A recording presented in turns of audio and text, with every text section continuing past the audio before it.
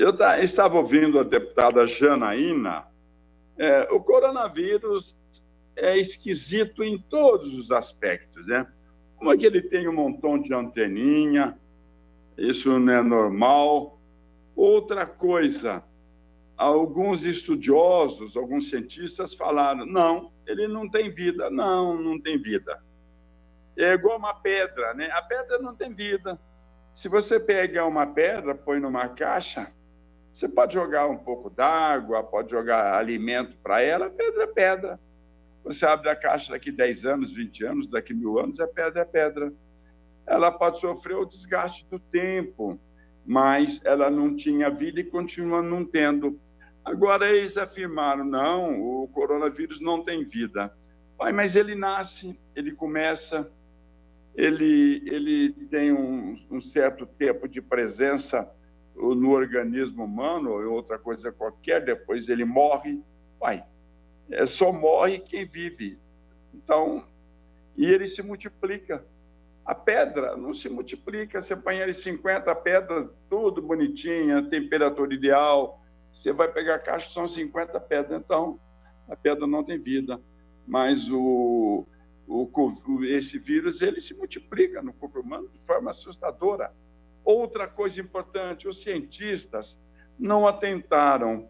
Um animal, quando reproduz em grande quantidade, ele é mais frágil. O animal mais forte, ele não se reproduz tanto assim. Até mesmo nessa categoria dos vírus, o HIV não se reproduz tanto, não contamina com essa facilidade de jeito nenhum. Se o coronavírus ele age dessa forma, sai contaminando um montão de gente, é por quê? Porque ele é frágil. Como que se prova também que ele é frágil? A grande maioria das pessoas que têm esse vírus, a grande maioria, não apresenta nenhum sintoma. Então, todos esses levantamentos de pesquisas, existem tantas pessoas que foram afetadas, é tudo mentira. É mentira por quê? Porque o cara está aí na casa dele, está no trabalho, nas ruas, ele teve o vírus, não sentiu nada, não sentiu. Para que ele vai procurar o serviço médico? Não procura. Para que ele vai passar por teste? Não passa. Então, na realidade, o percentual de pessoas, o percentual que vai a óbito é muito pequeno. É mínimo 1%, ou talvez menos, em razão do total das pessoas que receberam esse vírus. Um detalhe importante também, eu tenho acompanhado desde o começo e com uma preocupação com respeito ao transporte coletivo, eu via o desfile de estudiosos do assunto, porque o vírus faz isso, faz aquilo, aquilo outro, mas eles não falavam, olha, o vírus veio de avião e ele está contaminando ou vai contaminar as pessoas pelo ônibus. Não. Eu tenho documentado de que eu denunciei isso lá atrás, lá no começo, mas esse assunto não interessava. Eu não sei por que não interessava. Isso é porque os proprietários das empresas de ônibus são poderosos, né? Aqui no Brasil, se nós tivéssemos coisas erradas no Brasil, o Brasil não tem, não. O Brasil não... Aí eu diria que esses grandes empresários são financiadores de campanha. Aliás, não só financiadores de campanha. Se o Brasil tivesse essas coisas, eu diria que eles financiam viagens para o exterior de pessoas, não só políticos, né? De outras pessoas mais. Eu diria isso. Mas como o Brasil não tem nada de errado, é apenas incapacidade. Ou seja, os prefeitos, governadores, e mesmo na área da presidência da República, ninguém teve a capacidade de pensar, né? Ou seja, não enxergaram, são cegos. Eu sou cego, fiquei cego fisicamente, né? 34 anos atrás. Mas eu procuro enxergar com a sensibilidade, com o pensamento, com a reflexão.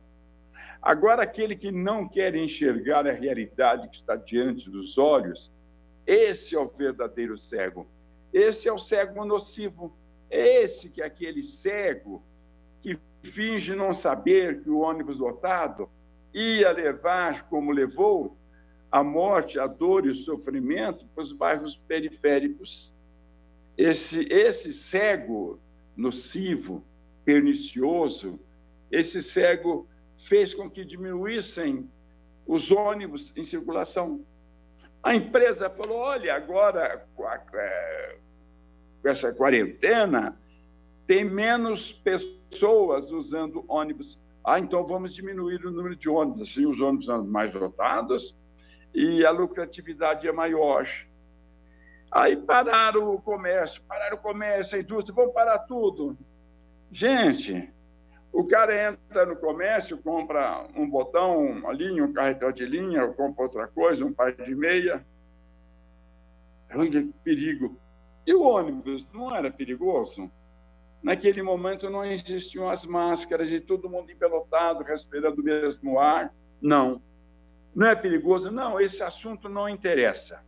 Aí fecharam todo o comércio de forma covarde, quando o Brasil não tinha a contaminação ainda. E estava começando, querendo começar. Não, vão fechar. Lá no outro país eles fecharam. Paris, agora, tem uma emissora de rádio que tem um correspondente lá, e nessa semana ele falou, o ônibus e o metrô, você tem os assentos. Um assento pode ser usado, o outro não, um pode, outro não. Ou seja, o camarada que é sentado no ônibus ou no metrô não tem nenhum vizinho, não tem ninguém sentado do lado dele. Não tem. Então, eles estão sendo rígidos, extremamente rígidos. Mas ali na França, como em outros países, não foi sempre assim. Quando estava no início, você tinha turistas, porque lá na França, se você andar de metrô, isso em época normal, você vai encontrar cara falando russo, alemão, tudo quanto é tipo de língua, inclusive o francês, né? Inclusive o francês. Mas você fala italiano, fala português, tudo ali dentro do metrô. E os franceses demonstram que não gostam muito disso.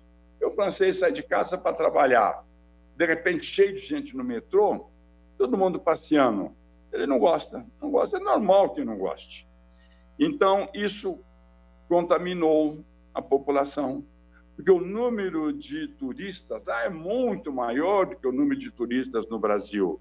Então, a contaminação aconteceu de forma mais fácil.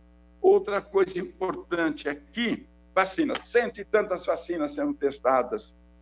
O vírus, numa família aqui, uma família fez uma festinha de aniversário perto de São Paulo. E estavam presentes 28 pessoas. Uma contaminada não sabia que estava contaminada.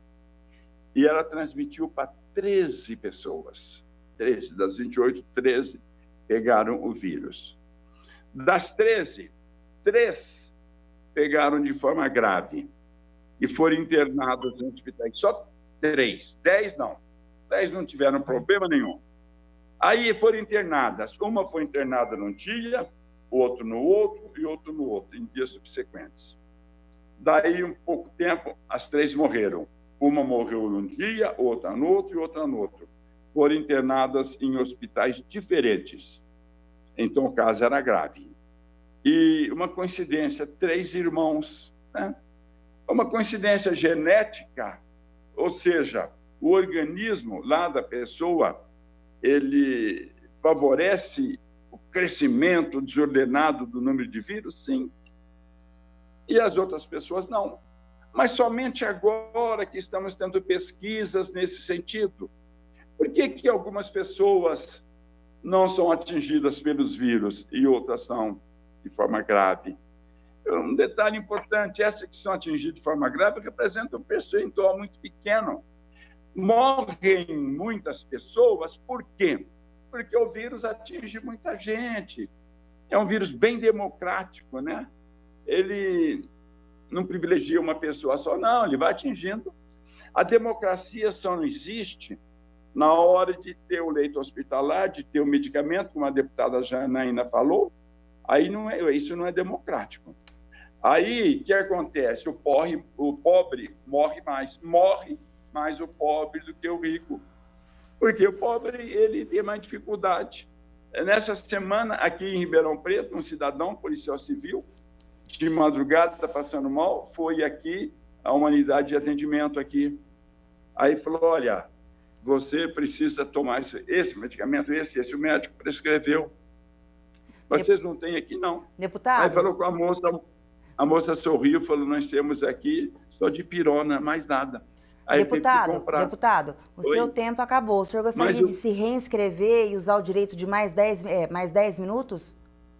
Isso, eu desejo. Já posso continuar?